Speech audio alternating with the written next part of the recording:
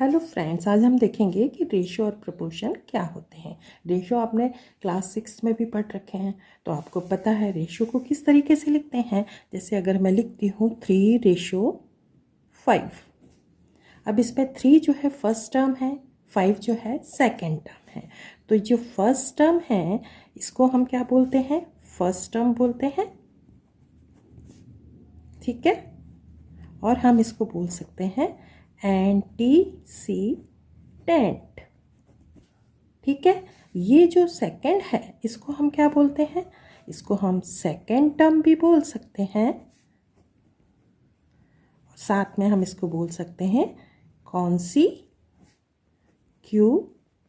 कॉन्सिक्यूएंट तो याद रखना है, फर्स्ट टर्म या एंटीसीडेंट एंड सेकंड टर्म कॉन्सिक्यूएंट। अब ये रेशो जो होता है ये 2 क्वांटिटीज़ हैं, इनकी अपनी यूनिट हो सकती है, लेकिन जब हम रेशो के फॉर्म में लिखते हैं तो हमें किसी यूनिट को मेंशन नहीं करना है, मतलब रेशो की कोई यूनिट नहीं होती है। अब रेशो जो है एक तरीके से फ्रैक्शन होता है, तो 3:5 को हम 3/5 भी लिख सकते हैं, ठीक है। तो ये बात आपको ध्यान रखनी है कि रेशो और फ्रैक्शन में फ़र्क नहीं है। रेशो एक तरीके से फ्रैक्शन ही है, इसकी कोई यूनिट नहीं है। फर्स्ट टर्म को हम एंटीसीडेंट बोलते हैं, सेकेंड टर्म को हम कॉन्सिक्वेंट बोलते हैं, ठीक है। अब सिंपलेस्ट फॉर्म में करते हैं रेशो को, तो एग्जांपल देख लेते हैं। जैसे 150:400 है, इसको अगर सिंपलेस्ट फॉर्म में लिखना है तो एक ज़ीरो से ये ज़ीरो कैंसिल हो सकती है ना। और इसको हम 5 से कैंसिल कर सकते हैं, 5 3, और ये हो गया 5 8। तो ये क्या रेशो आ गया? 3:8, क्योंकि इससे ज़्यादा ये रिड्यूस नहीं हो सकता। It is a lowest form, क्योंकि इसका HCF क्या हो गया है? 1 हो गया है, तो ये सिंपलेस्ट फॉर्म में आ गया, ठीक है। एक और एग्जांपल देख लेते हैं। ये भी 5 से कैंसिल हो सकता है, क्योंकि इसकी एंड डिजिट जो है 5 है, तो 5 से इसको करेंगे तो 5 1 जा और 5 7 जा 35। इसको किया तो ये क्या हो गया? 5 4 जा 20 गया एंड 2 बचा, तो 5 5 जा 25। तो 17:45। अब 17 जो है प्राइम नंबर है। अब 17 और 45 का जो HCF है वो 1 है, इससे ज़्यादा ये रिड्यूस नहीं हो सकता, तो ये आ गया है सिंपलेस्ट फॉर्म में, ठीक है। अब हम देखते हैं कि किसी भी नंबर्स का अगर आपको रेशो फाइंड करना है तो पहले क्या करना है? सबसे पहले आप उन दोनों को सेम यूनिट में लाना है। जैसे कि आवर्स में है 10 आवर्स, ये डे है, तो 1 डे में क्या हुआ? 1 डे इज इक्वल टू कितना हुआ? 24 आवर्स, ठीक है। अब हमें जो पहले लिखा है वही पहले लिखना है, तो 10 हम पहले लिखेंगे और 24 अ डे का है तो 24 लिख दिया। अब इसको सिंपलेस्ट फॉर्म में ले आते हैं, 2 से रिड्यूस हो गया, 2 5 जा और ये हो गया 12। अब इससे ज़्यादा ये रिड्यूस नहीं होगा, तो सिंपलेस्ट फॉर्म में भी आ गया और हमने इनका रेशो लिख लिया 5:12। एक और देखते हैं, ये पैसे हैं और ये है रुपए। तो रुपए को हमें पहले पैसे बनाना है, तो 1 रुपी इज इक्वल टू क्या हुआ? 100 पैसे। तो 6 रुपीज़ किसके इक्वल हो गए? 600 पैसे के इक्वल हो गए। अब पहले हमें 75 लिखना है, क्योंकि ये पहले लिखा है, तो ये 75:600 हमने लिख लिया, ठीक है। अब इसको कैंसिल कर सकते हो 5 से, तो 5 1 जा 2 बच गया, 5 5 जा, इसको फिर से 1 जा फिर 2 जा 0। अब अगेन इसको 5 से कर सकते हैं, दोनों डिविजिबल है, तो ये 5 3 जा और ये हो गया 5 2 जा और 5 4 जा। अब फिर से हो सकता है 3 1 जा और 3 8 जा, तो क्या रेशो आया? 1:8, ठीक है। अब रेशो को हम कंपेयर भी कर सकते हैं, जिस तरीके से फ्रैक्शन को कंपेयर करते हैं उसी तरह से रेशो भी कंपेयर हो सकते हैं। अब जैसे ये लिखे हैं 2 रेशो हैं, इनको हमको कंपेयर करना है, तो हम इसको लिख सकते हैं 5/6 और दूसरी तरफ 8/9। अब हमें पता है कि 2 अगर अनलाइक फ्रैक्शन होते हैं तो उनको हम क्रॉस मल्टीप्लाई करके कंपेयर कर सकते हैं। इसका न्यूमरेटर इसके डिनोमिनेटर से मल्टीप्लाई होगा और क्या बन जाएगा? 45। यहाँ इसके नीचे लिखेंगे जिसका न्यूमरेटर लिया हमने। अब इसका न्यूमरेटर 8 और 6, ये क्या हो गया? 48। कौन सा ज़्यादा आया है? ये वाला, ये। तो ये आपका ग्रेटर है, तो 5:6 साइन बन गया ग्रेटर का ये, और इसमें रेशो कौन सा ज़्यादा है? 8:9। एक और एग्जांपल देखते हैं। अब ये है, इसको लिख सकते हैं 15/20, और इधर लिख सकते हैं हम 20/30। क्रॉस मल्टीप्लाई करेंगे तो ये क्या आ गया? 15 को इससे किया 30 से, तो ये आ गया 15 3 जा 45, और इसको किया तो ये आ गया आपका 400। कौन सा ज़्यादा है? ये ज़्यादा है। तो कैसे लिखेंगे इसको हम कि 15:20 इज़ ग्रेटर देन 20:30। अब देखेंगे कि प्रपोर्शन क्या होता है। प्रपोर्शन, अगर 2 इक्विवेलेंट रेशो को हम लिखते हैं तो प्रपोर्शन की फॉर्म में लिख सकते हैं। ठीक है, जैसे कि मान लो A:B। A का जो B के साथ रेशो है, अगर C का रेशो D के साथ सेम है, मतलब इसका ratio A:B is equal to C:D, तो हम इसके बीच में इस तरीके से प्रपोर्शन का साइन बना सकते हैं 4 डॉट्स के साथ। तो ये हो जाते हैं प्रपोर्शन। तो इसका रेशो इक्वल टू इसका रेशो, तो दोनों इक्विवेलेंट रेशो हो गए। ठीक है, इनको प्रपोर्शन के फॉर्म में लिखा। अब इसके लिए एक फॉर्मूला है। ये जो है आपका फॉर्मूले के पहले देखते हैं कि ये जो फर्स्ट जो होती है, ये है आपकी फर्स्ट टर्म, है ना। तो इसको हम एक्सट्रीम, ये एक्सट्रीम टर्म भी बोली जाती है। कौन सी वाली? ये एक्सट्रीम टर्म है, और लास्ट वाली भी एक्सट्रीम। ठीक है, तो फर्स्ट एंड लास्ट, तो इसमें A और D ये क्या है? एक्सट्रीम टर्म्स हैं। ठीक है, इसी तरीके से B एंड C, B और C क्या है? इनको बोलते हैं हम मिडिल टर्म्स, मिडिल टर्म्स, और इनको हम मीन्स भी बोल सकते हैं, मीन्स। ठीक है, अब इनके लिए एक फॉर्मूला है। क्या फॉर्मूला है? कि product of extremes is equal to product of means. ये फॉर्मूला है।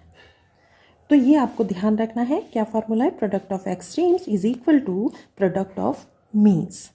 इसमें A and D extreme term है, सबसे पहली वाली और सबसे लास्ट वाली, और बीच की सेकेंड एंड थर्ड टर्म को हम बोलते हैं middle terms. Product of extremes is equal to product of means.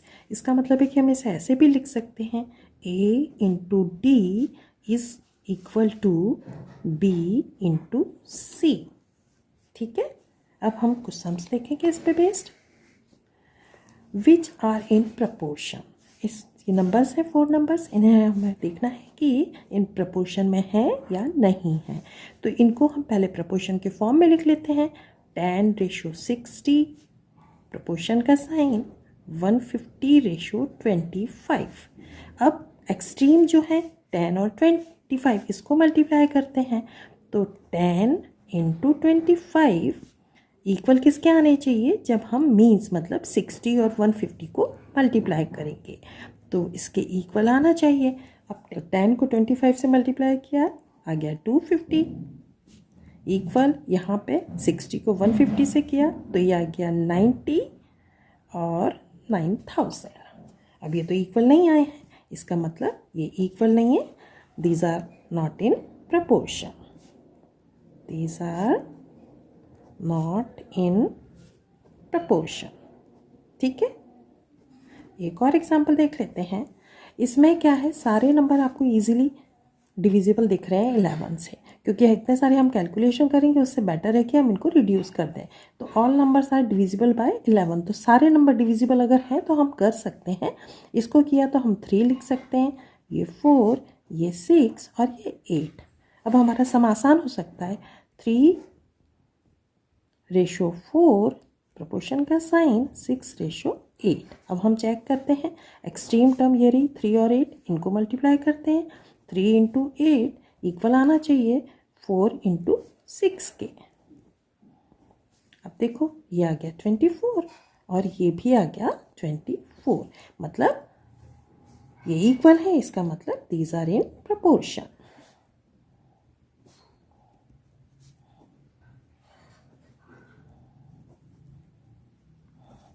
ठीक है, अब हम नीचे देखते हैं, find the value of x. इनको इसी मेथड से हमको निकालना है। इसमें 4 क्वांटिटीज़ में से आपको 3 दी हुई हैं और एक नहीं दी है, तो इसकी वैल्यू आपको फाइंड करना है। ये सब जो है प्रपोर्शन में, मतलब 2 और 9 का जो रेशो है वही x और 27 का रेशो है। उसी तरह से करेंगे प्रोडक्ट ऑफ एक्सट्रीम्स। तो हमने लिखा और प्रोडक्ट ऑफ मीन्स, तो हम पहले इसको लिख लेते हैं। 9 इंटू एक्स किसके इक्वल आना चाहिए? 2 इंटू 27 के। अभी मल्टीप्लाई नहीं करेंगे, लिख लेते हैं। 9 का यहाँ मल्टीप्लाई हो रहा है, इस साइड आएगा तो डिवाइड होगा, क्योंकि x की वैल्यू हमें फाइंड करनी है। तो हम लिख सकते हैं 2 इंटू 27 अपॉन 9। अब 9 से ईजिली कैंसिल हो सकता है, 9 1 जा और 9 3 जा। तो x की वैल्यू कितनी आई है? 2 इंटू 3 6। ठीक है, एक और देख लेते हैं। इसमें भी हमें x की वैल्यू फाइंड करना है, लेकिन एक क्वांटिटी इसमें डेसिमल में दी है, उससे कोई फ़र्क नहीं पड़ेगा। हम पहले एक्सट्रीम का मल्टीप्लाई लिखते हैं। तो ये क्या हो गया? 3 into x equal two means का मल्टीप्लाई, तो 11 इंटू 13.5। अब 3 को इधर ले जाएंगे तो डिवाइड होगा। x की वैल्यू फाइंड करते हैं, 11 इंटू 13.5 अपॉन 3। अब 3 से ही आसानी से कैंसिल हो सकता है, तो 3 1 जा और इसको करेंगे 3 4 जा, 1 बच गया, डेसिमल लगाना पड़ेगा, 3 5 जा। अब x की वैल्यू कितनी आई है? 11 इंटू 4.5। अब आप 11 से इसको मल्टीप्लाई करेंगे तो क्या आएगा? x की वैल्यू आ जाएगी 11 5 जा 55, 5 कैरी का, 11 4 जा 44 और 5 49, और डेसिमल लगाया 1 डिजिट के बाद तो 49.5। एक्स की वैल्यू क्या आ गई है? 49.5। अब हम देखेंगे कि कंटिन्यूड प्रोपोर्शन क्या होता है। कंटिन्यूड प्रोपोर्शन जो होता है, इसमें 3 नंबर्स होते हैं, जैसे A ratio B ratio C। अब इसमें जो A का B से जो रेशो है वही B का C से रेशो है, सेम है। ठीक है, इसका रेशो इसका मतलब है कि ये 3 क्वांटिटीज़ कंटिन्यूड प्रोपोर्शन में हैं। अब जब ऐसे होता है तो इसको हम और कैसे लिख सकते हैं? A रेशो B अगर प्रोपोर्शन के फॉर्म में लिखना है तो प्रोपोर्शन का साइन, अब ये जो मिडिल वाला जो है B रेशो C, हम इसको ऐसे भी लिख सकते हैं। अब ये 3 क्वांटिटीज़ हैं, तो ये तो जो हो गई हैं आपकी, ये बीच वाली जो B जो है इसको हम क्या बोलते हैं? Mean proportion. ये मीन प्रपोर्शन है और A और C क्या है? Extreme proportion. तो इस तरीके से भी इसे लिख सकते हैं। तो अब आप लिख लो, इसमें A एंड C को हम क्या बोलते हैं? एक्सट्रीम प्रपोर्शन में है, प्रोपोर्शनल है। ठीक है, और B जो है इसको बोलते हैं हम मीन प्रपोर्शन।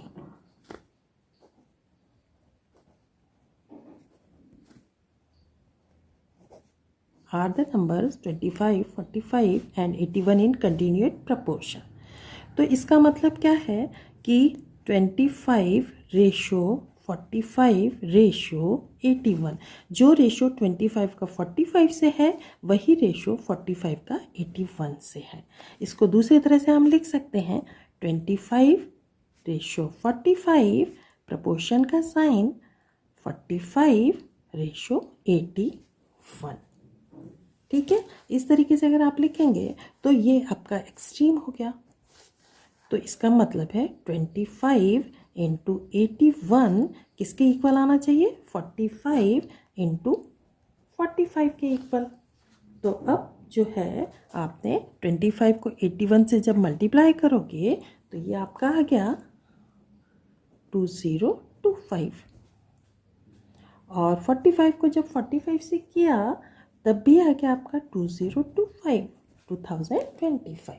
मतलब both the sides are equal. इसका मतलब है these numbers are in proportion.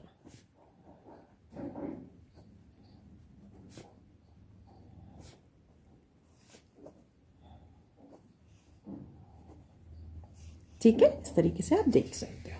अब इस क्वेश्चन में देखेंगे तो find the mean proportional between 16 and 25। इनके बीच का मीन प्रोपोर्शन निकालना पड़ेगा। तो मीन के लिए पहले हमें सपोज करना पड़ेगा let the mean proportional is x। तो इसको हम कैसे लिख सकते हैं कंटिन्यूड प्रोपोर्शन में? 16 मीन नहीं पता है, रेशो x रेशो 25 है ना, ये मीन हो गया और ये एक्सट्रीम हो गए। अब इसको हम इस तरह भी लिख सकते हैं 16 रेशो x, प्रोपोर्शन का साइन x रेशो 25, ऐसे भी लिख सकते हैं। अब इसको जब सॉल्व करेंगे तो प्रोडक्ट ऑफ एक्सट्रीम ये लिखते हैं, तो ये क्या आ गया 16 इंटू 25 इक्वल किसके आना चाहिए? x into x, x into x. ठीक है, अब 16 इंटू 25 देखेंगे तो ये हो गए 400, 400 equal to x into x. अब हम 400 का क्या करते हैं, फैक्टर्स फाइंड कर लेते हैं। 400 के अगर फैक्टर्स आपने फाइंड किए तो 2 से किया, 200 फिर 2 से किया, 100 फिर 2 से किया, 50 अगेन 2 से किया, 25, 25 को 5 से होगा तो ये 5 और ये 5 का ये। ठीक है, अब इसको हम कैसे लिख सकते हैं? 2 कितने बार आया? 4 टाइम्स। हम लिख सकते हैं 2 into 2 into 2 into 2 into 5 into 5 equal to x into x. अब ये 2 टाइम्स है, हमें तो x की वैल्यू फाइंड करना है। मेन टर्म्स तो हमारा x तो है, तो x भी 2 टाइम है, ये भी 2 टाइम, ये भी 2 टाइम, 2 के हमने पेयर बना लिए। अब इनमें से हम सिर्फ एक एक लेंगे। इसको हम सिर्फ एक x लेते हैं, इसका हम सिर्फ एक 5, इसका सिर्फ 2 और इसका भी 2। कितना आया? 2 2 जा 4 और 4 5 जा 20। तो x की वैल्यू कितनी आई है? 20। मतलब हमारा मीन प्रोपोर्शनल कितना होगा? 20। आगे देखते हैं, 2 numbers are in the ratio of 4:5। If the sum of the numbers is 135, find the numbers. अब मान लो लेट द नंबर्स आर